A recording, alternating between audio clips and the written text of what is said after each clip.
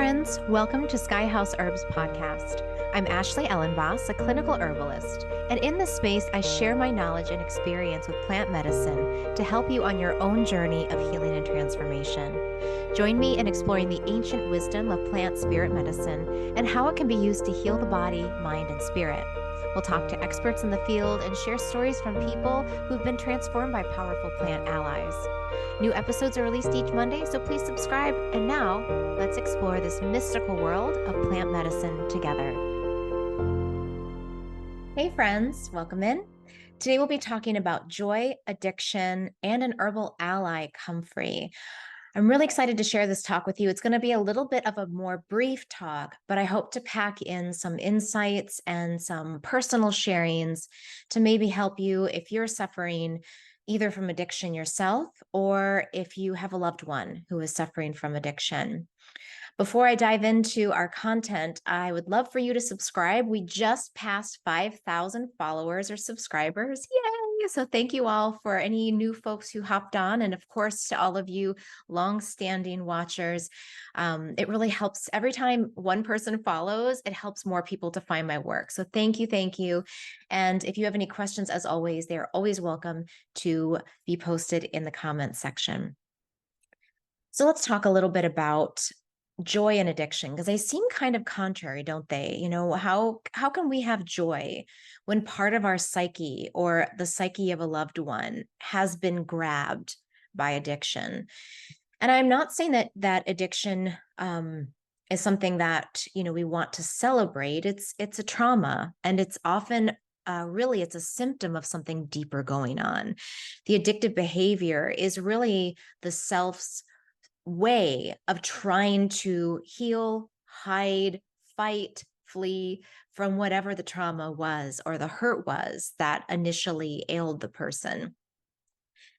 And there is hope and there is joy surrounding that addictive pattern, that if we can just make some subtle shifts and move towards the joy, we can find a lot of respite and some ease in that pattern. I think when we are dealing with addiction, personally or with others, it's very disorienting. I feel like our minds tell us that there is a certain order, that there's a cause and effect, right? And that we in the West think, if I just work harder, or if I just think through it and change these external things, then the person won't be addicted, or I won't have that addictive pattern to whatever it is. I just have to figure it out. And while figuring it out might help, in my experience in growing up in a family with addiction and me myself struggling with addiction, that didn't actually really help. The more actually I tried to fight it or manage it, the more unmanageable it became. And so I think what actually can be helpful is thinking about what is it in our lives that brings us joy? What is it that brings us closer to that childlike self, the part of us that wasn't hurt, the part of us that remained resilient? And I've been reading this book, both my husband and I have been reading this book called No Bad Parts by Richard Schwartz. It's an amazing book, and I would strongly recommend it for all of my listeners because it reframes the way we think about our bad pieces or the bad parts of others. And what we start to see is, at least for me, as I've been reading this book, is that those parts are just hurt. They're sad. They've been injured. And those voices can become dominant because they're afraid or they don't feel safe. And so as we start to connect with the idea of parts, and that there are no bad parts, just hurt parts, it can give us some compassion towards ourselves and the parts that are maybe feeding our addiction, or the parts that are causing our loved ones to behave in ways that are really not like them. And the plant that I really came to mind, I was actually meditating on it, and then I used some of my herbal astrology cards. This is a great deck I strongly recommend. It's a wonderful oracle deck. And I was thinking about plants that knit things together, that bring parts together, not because we need to merge everything into wholeness, but more of just creating healing. And the herb that really stood out to me and that popped out from the deck was comfrey. So let me just show you the card. So if you can't see it, it's a picture of comfrey, and this is Symphytum officinalis. There's a crystal that is being bound to its stalk. There's also the sign of Capricorn. This herb is ruled by Saturn, and Saturn is the one that rules bones and hard things in the body and time and patterns and ancestral karmas and things of that nature. And so I love this plant because one of its other names is bone knit or bone set, not to be confused with Eupatorium perfoliatum, but it has this name bone set because it brings and it knits things together. It heals old wounds, even bones that have been broken decades ago.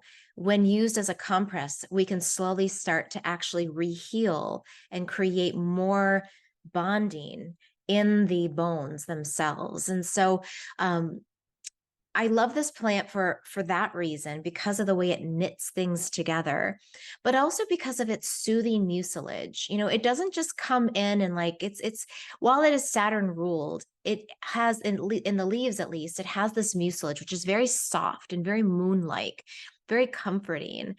And when we're dealing with addiction and processing what is going on and how to heal and recover from addiction, we need softness. We can't just go in and figure things out with a scalpel and, try to, get in there too quickly and fuss around with all the bits and pieces.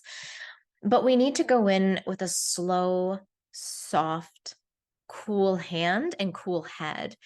And as we start to maybe look at the part of us where the addiction came from, or maybe think about the part of your loved one that was really damaged, likely early on in life, and was made to feel unsafe or unworthy, we can start to have some compassion. And the cooling salve of comfrey can be very, very good for those types of deep wounds. And what it does is it just starts to very slowly stitch things together and creates a protective barrier around what is being stitched together while it heals.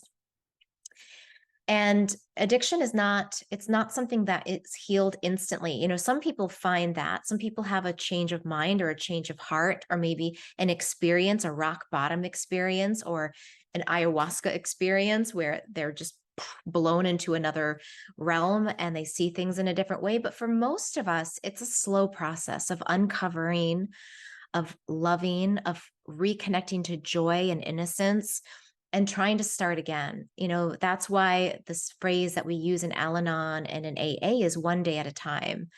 That's really the only way these things heal, is one day at a time, choosing things differently one day at a time. So the plant comfrey that I wanted to share with you is a plant that I think is a really nice ally and image to hold as we're taking things one day at a time. And the way I would recommend that you work with this plant is as a bath. And I know that might sound silly. You're like, baths? Why would you take a bath, an herbal bath? But this is actually a very old way of working with plant medicines. There's this wonderful book, one of my favorite herb books of all time, is called Of People and Plants by Maurice Massengue, who was a French herbalist in the kind of the countryside of France. And his father was also an herbalist. And he was very poor, you know, a very poor young boy growing up. And because of his love of the plants and his joy with the plants, he became a very well-known and beloved and very highly respected herbalist in France and in the late 1800s. So his book is wonderful. And his primary way of using herbs to heal was through baths, and foot baths in particular, because the feet are full of nerve endings. In reflexology, we know that the foot contains a map of the whole human body. And the feet also are very highly absorbent. So not only do they absorb, things from the earth as we walk barefoot, which is very healing, but we also can absorb all sorts of things through the feet. And that's why for babies, they recommend that you can massage the feet with very, gentle oils for infants to help them sleep. And I did that with my girls, and it really does help. So the feet are a powerful pathway through the body. So this was what Maurice Masenge used for kings and queens and all of the royalty he worked with in his time.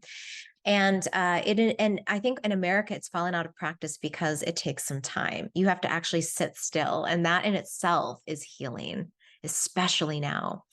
So what I would recommend, if you are open to it, is you could do two things.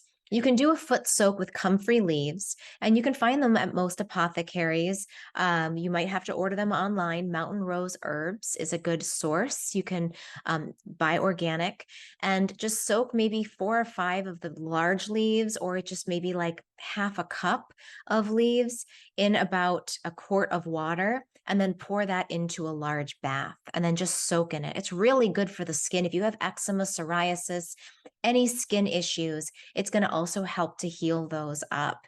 The other option is that you make a tea and you just do a quick pour over of it in your bath. So you can make yourself a tea. I would do half the amount and make it a little more concentrate, or a little less concentrated, and then warm it up, because otherwise it's going to be a cold shock, which is not bad, but maybe not as comfortable. But you can warm up that steeped leaf tea, and then before you leave the shower, just strain it because you don't want leaves all over you, but strain it and you can pour it over your head and just let the medicine of comfrey soak in, and just stand there. Even if you can just stand for a minute, just stand and let that medicine pour over you. Help it to bring the parts of you into harmony, and just say a prayer of, one day, let me just take today, just one day at a time, and walk in peace and joy.